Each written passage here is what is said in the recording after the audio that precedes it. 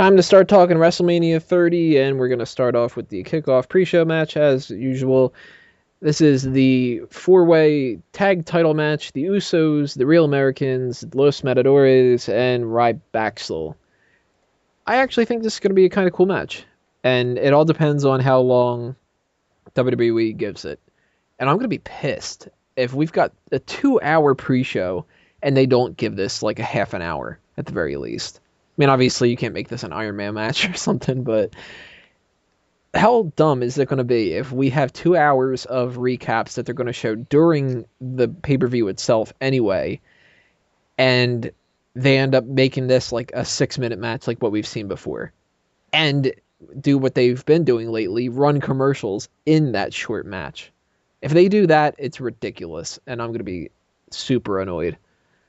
I totally expect the Usos to retain here, and I think that it's really not going to lead too much anywhere else. This is just kind of something to get people on the card.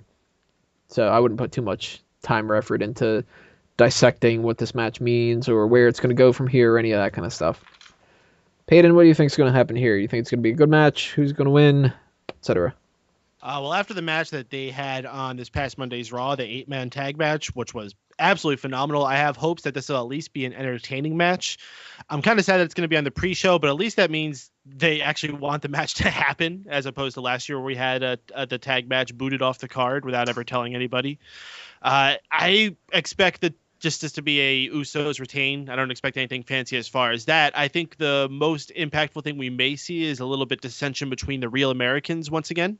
And perhaps we can see that play out as the year goes forward. John? I think this match shouldn't be on the pre-show. I think the Divas match should be on the pre-show. Just saying. And this is going to be a good solid match. And I reckon the Usos are going to win. And they're going to pin Jack Swagger. And we're going to see the dissection of the Real Americans leading up to the next pay-per-view, which is Extreme Rules, yeah? Mm-hmm. Yep. Miguel? I wish this match would happen in the year 2002 because this match would have been gimmicked up like crazy. This would have been a ladder matchup or a tables matchup or even, God forbid, a TLC matchup, and it would have fit these guys so well. I think even Ryback and Curtis Axel, at least Ryback, proved himself that he could carry his own in a TLC matchup with that great 6-man he had with Bryan and Kane versus The Shield. As is, though, I think it's going to get the time it needs. I think it's going to be a solid performance from all these guys. It's unfortunate that all the other matches on the card are so stacked that this match had to be pushed over, because if the Divas matchup were anything but just two Divas, I would have put it on the pre-show easily. But the fact that it's a battle royal and you can't really put the Shield on the pre-show at this point, it's unfortunate. But I think these guys are going to really get the crowd going. And who'd you say was in the matchup again? Los Matadores, Usos, Ryback, and Real Americans. I'm going to say the Usos only because the Real Americans and Ryback really haven't been doing much, and they only just recently brought back Los Matadores, so I can't in good faith put the belts on them. I think the Usos are going to retain, and I think this is just there to get the crowd going. This is going to be in the same level of like an X Division matchup in TNA. It's just there to get the crowd in the mood so that, when the real first matchup comes in, they're a hot crowd.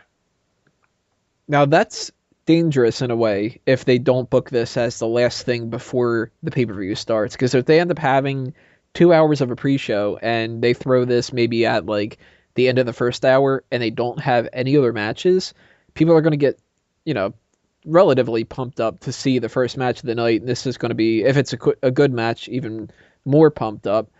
And then an hour of recaps and stuff. So that's really dangerous. And I hope WWE doesn't fall into that pitfall. If they're smart, they'll start the actual pay-per-view with the Divas matchup. That way, they start off after the hot matchup with the tag match into the Divas matchup, and it kind of salvage whatever disaster that's going to be. Lego, what do you think's happening here? I think the Usos win, and I feel like there's been no build to this match, so I think it's rightfully so should be on the pre-show. It's kind of weird how invested I was in the Usos during the New Age Outlaws feud, and now I just couldn't give a fuck. And Well, to be fair, though, I get the feeling that this was going to build up to an Outlaws Usos matchup down the line, but given CM Punk kind of messed up the whole order of the pay-per-view, it kind of led to them being slotted in with Kane versus The Shield. well, I think that's more so that the New Age Outlaws wanted to work with the Shield. But as far as this match goes, it should be a solid backwards and forwards. I think as long as you let the Usos have the time to do their stuff and keep Ryback and Curtis Axel in the ring to a minimum, and focus on, say, the Usos and the Matadors, it should be awesome. So you think CM Punk's going to return and win this, right?